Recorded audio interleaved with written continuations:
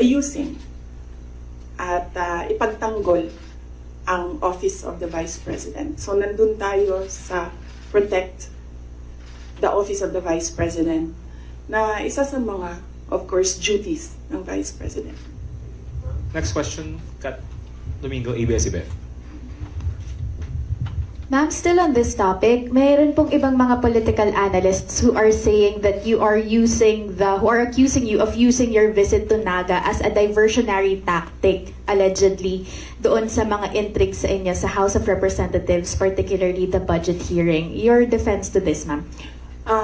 Unang-una, ang diversionary tactic, wag the dog nga sinabi ko noon na ginagawa is yung pag-atake sa akin. Nakita nyo, wala na tayong pinag-uusapan patungkol sa bansa, kundi si Sara Duterte. At hindi na natin napapag-usapan ang kahirapan, ang kagutuman, ang kawalan ng internet, walang internet connectivity sa iba't ibang lugar, kuryente na mahal, kuryente na hindi reliable ang supply. Ang daming problema ng bansang ito. Pero hindi na pag-usapan dahil pinapag-usapan natin si Inday Sara Duterte. Pero wala namang problema sa akin yon. Kaya ko naman sagutin yan lahat kasi alam ko naman wala akong ginawang mali. So kahit anong pang itapon nila, masasagot ko yan.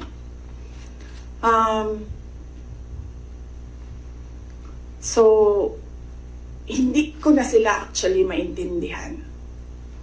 Pumupunta ako doon sa kanila, nagagalit sila. Pag pumupunta ako sa ibang lugar para kausapin ng mga tao, nagagalit sila. Yan yung sinabi ko kagabi doon sa bahay namin. Hindi ko na maintindihan. Galit sila sa lahat ng ginagawa ko. Kausapin ko yung multisectoral groups, nagagalit sila, diversionary tactic. Hindi ko naman inimbento yung fiesta ng Peña Francia doon. Talaga namang totoong merong centennial coronation mass ng Our Lady of Peña Francia. At inimbita ako doon. Sinabi ng kaibigan ko, gusto niyo bang, because this is a milestone, it is historical, gusto mo bang sumali sa misa para alam mo kung anong ginagawa ng mga locals at paano ano yung klase yung devotion ng mga tao sa ina. So sabi ko, oo. And then, syempre, may kaibigan naman ako sa Naga.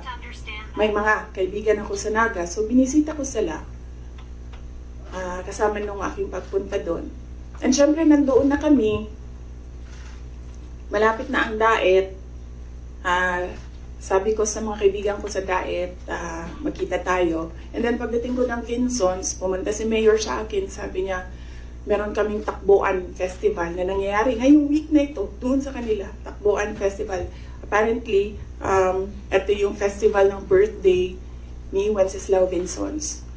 So, masaya ako na nagkadugtong-dugtong yung mga schedule na kung saan meron akong mga natutunan at meron akong mga nakausap na mga tao. Ang hindi ko lang nagawa doon, hinabol ko, inattempt ko habulin yung OVP Satellite Office sa Legazpi. Kasi meron kaming mga concerns na gusto ko kausapin sila doon. Pero pagdating ko kasi sa Legazpi, 5:30, nagsarado na yung opisina. Ayoko rin naman mag-antay yung mga tao. So, hindi ko naabutan yon. Yun ang hindi ko nagawa sa itinerary ko doon sa Bicol region.